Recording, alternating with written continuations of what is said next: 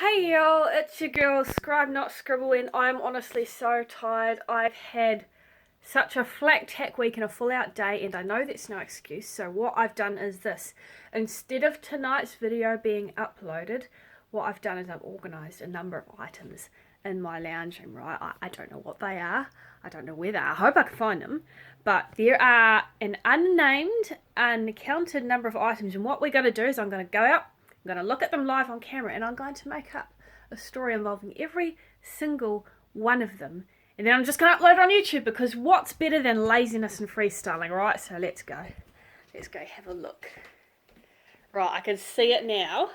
I'll have to, I can't actually turn my camera around. Like some apps you can, like Snapchat and stuff, you can turn your camera around to see what you're looking at, but I can't do that because this is a video camera, so I'm putting it here, right? Let's see what we've got. We've got toilet brush. This is going to be fun. A very unclean toilet brush. Don't know who was living here before me, but clearly they did not care about their dental plumbing hygiene. I absolutely have to go to wash my hands after this. This is disgusting. I've got a feather duster. Oh, we could clean this with, but no, I've heard that whoever gave me this, they told me that this was actual ostrich feathers, so we're going to take care of this, right? We're going to put this here. I've got a ribbon. Ooh, very nice, very pretty, very ooh la la chic. Gonna put that here, not around the toilet plunger.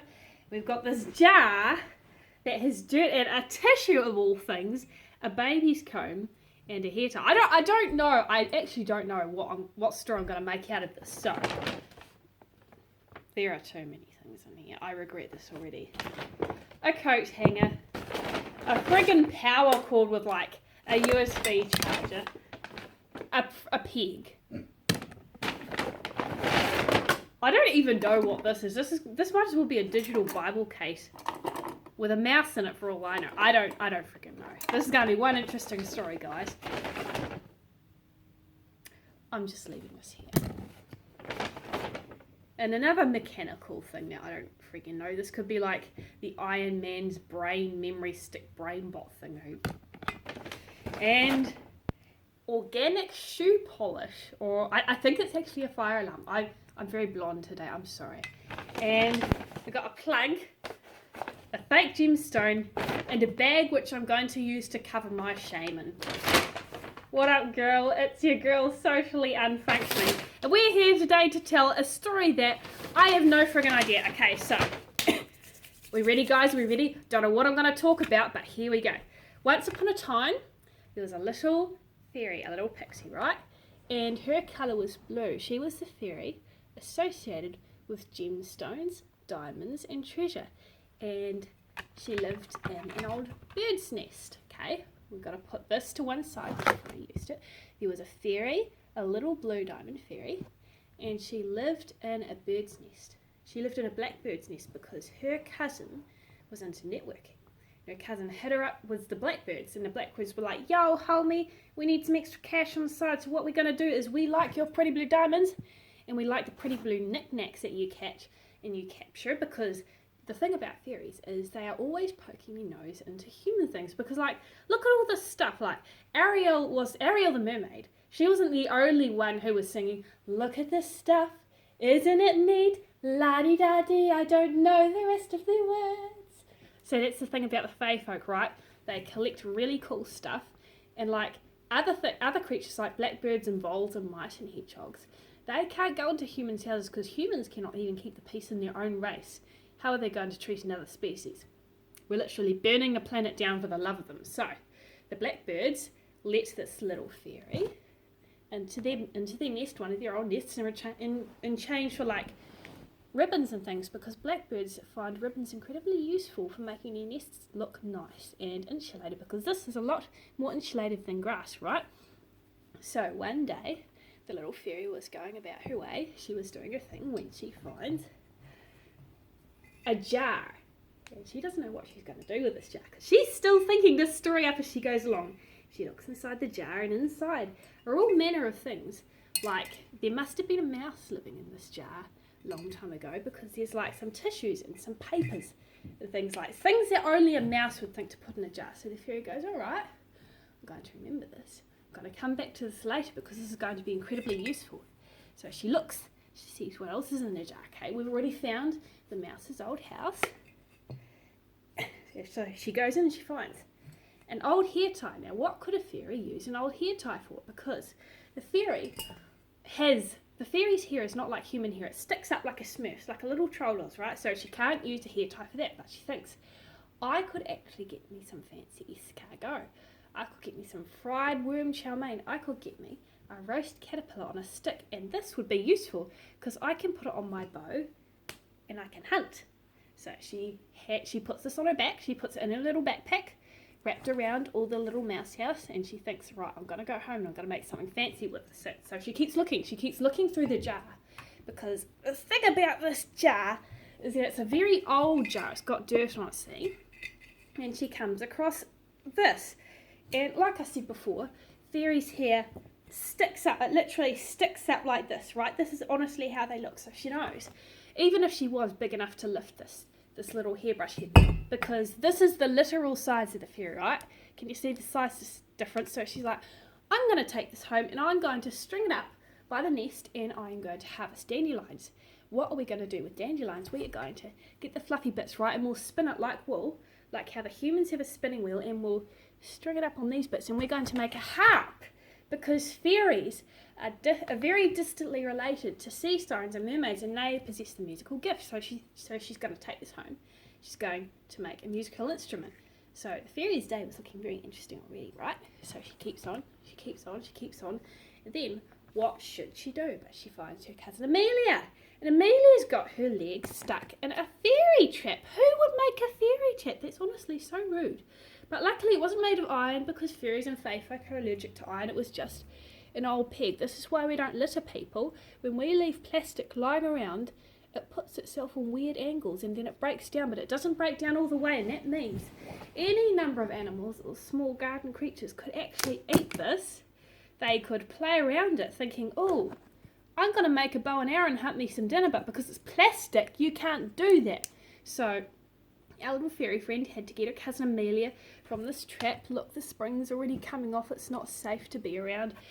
That took a lot of great effort, and we were very lucky that our fairy friend brought her knife, because how are we actually going to enchant this plastic peg to break down? Actually, you can't see. And the thing about fairy magic is it can only rely on what is already there. You can speed up aging, you can speed up breaking down, but every fairy magic is an accentuation of what's already there, because you can't just make something out of nothing. You need to draw on the energies, right?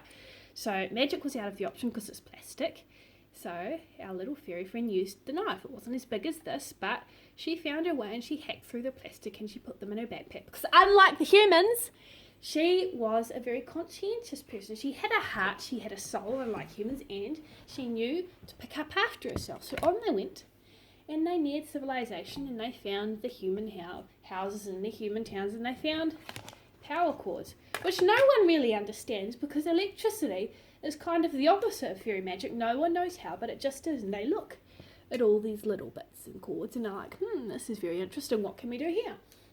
So our fairy, against her better judgment, she went and she stuck her little fairy antenna into these little USB cords. And what should she find but magic's second cousin? And that was information, because knowledge is power, and she was able to pick up the residue of all the little, everything that had been plugged into here. She picked it up, like everything on the USB, everything that was on like a computer cord, a camera cord, we don't know, but she learned it.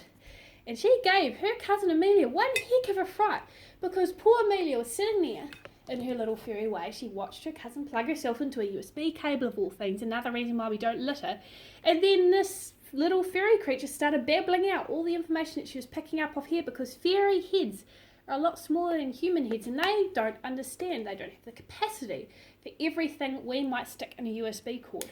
So she had to drag her away from that with an old coat hanger, of all things. She had to use up the last of her reserves of magic to shrink down this human-sized coat hanger and yoink her friend off by the collar, because she wasn't taking her antenna out of that USB cord unless she was made to. So they went on. No more fairies, no more plugging your antenna into USB cords. It's not right. So they went on. They found lots of strange mechanical things. They wanted to look inside them because they're rattling, but they thought, no, we only just escaped by the skin of our teeth last time. So we're going to keep walking on. We're going to keep walking on. We're going to be good fairies. So they kept walking on and they found this. And Amelia knew, she was a wise fairy, right? She knew we don't go sticking our antennae into random human bits and bobs into mechanicalness.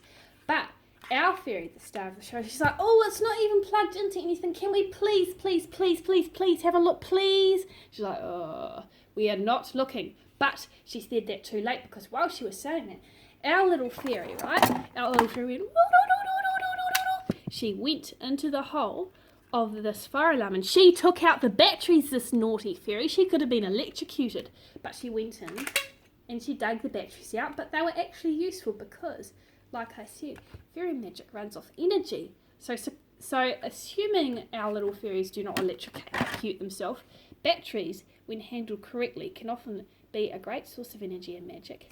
And they went home, they went through the towns and the cities, and they went to their old home. They went to Amelia's home, because our fairy lives in a blackbird's nest, remember, but they went to Amelia's home, which is in a big plastic bag. She was obviously very high socio-economic class fairy with lots of magic, and they gave Amelia, gifted her the battery because Amelia has lots of batteries of her own, and that's how she knows, don't plug yourself into batteries. And they sat at their little table. They had cups of tea and little rice cakes, and the rice cakes were only made of 1 grain of rice because they're fairies. But the condition was, Amelia said, "Cuz, you have to clean yourself, alright? You've got humans tainted all over you. You stink like a human. You smell like electronics, and your hair is sticking up even more than a fairy's would. So you have to go get this brush. You have to scrub yourself clean in time for dinner. Otherwise, I'm not feeding you anything at all." And our little fairy star of the show, she did that because she's a good fairy, like all of you, I hope. She picked up all her bits of plastic, she picked up other people's litter, she ate her tea and rice cakes, and then she went to bed because she was responsible and conscientious. And I hope you have all been entertained by that story. Good night.